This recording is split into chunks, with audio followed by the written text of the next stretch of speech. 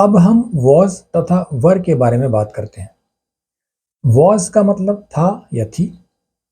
Was का प्रयोग high, he, she, name आदि के साथ करते हैं। वर का मतलब थे।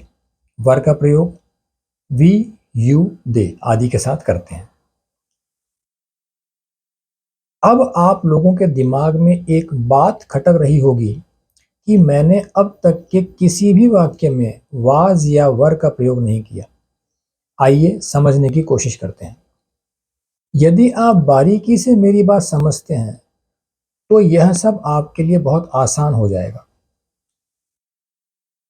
जिस तरह से हम वर्तमान काल प्रेजेंट टेंस में वाक्य के अंत में है, हैं, हूं, हो आदि लगाते हैं और अंग्रेजी में उनके लिए इज, एम या आर का प्रयोग होता है।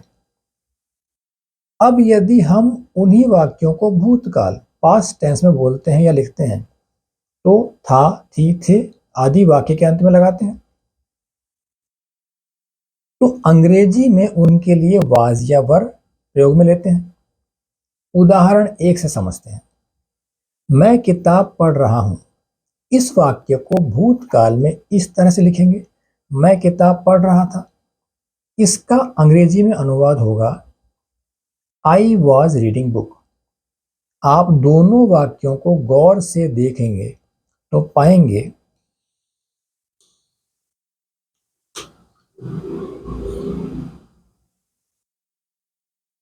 कि इज की जगह वॉज का प्रयोग हुआ है। शेष वाक्य में कोई परिवर्तन नहीं हुआ है। इसी तरह हम अन्य वाक्यों का टेंस बदल सकते हैं।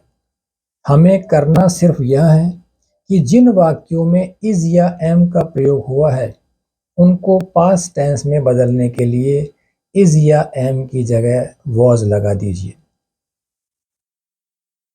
ठीक इसी तरह आर की जगह वर लगा दीजिए। शेष वाक्य में कोई छेड़छाड़ नहीं करनी है। हो गया आपका काम। इसी बात को स्पष्ट करने के लिए, सही और पूरी तरह से समझाने के लिए शब्दों का अधिक प्रयोग करना पड़ता है, मगर मैं बेवजह पोथियां भरने में विश्वास नहीं रखता। इसलिए वाज और वर के कुछ ही उदाहरण लिख रहा हूं, क्योंकि यदि आप ऊपर समझाए गए मेरे तरीके का अनुसरण करते हैं तो आप खुद वाक्यों का अनुवाद कर सकेंगे। मेरा विश्वास कीजिए और आगे बढ़िए। कुछ उदाहरण मैं समझा रहा हूं। Number 1, you were singing song. तुम या आप गाना गा रहे थे। Number 2, he was running fast. वह तेज दौड़ रहा था। Number 3, we were swimming in the pond. हम तालाब में तैर रहे थे। और आगे देखिए आप।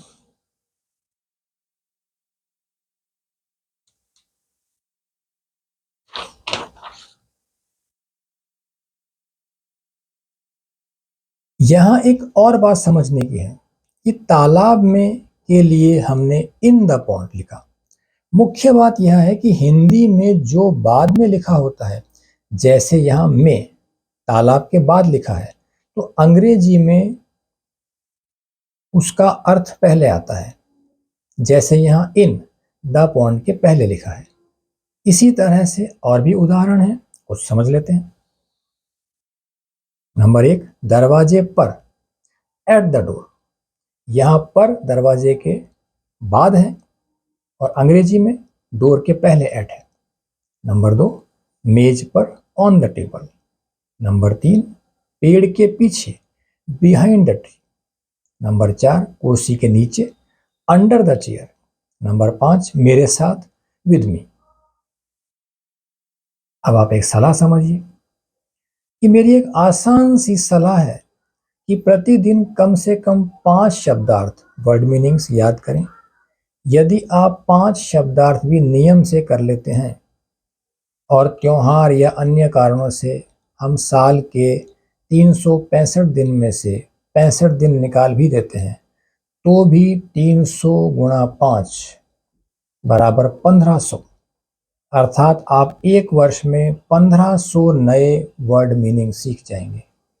और यदि आप ऐसा कर पाते हैं तो यकीन मानिए आप अंग्रेजी में अपने आसपास के न जाने कितने ही लोगों को पीछे छोड़ देंगे।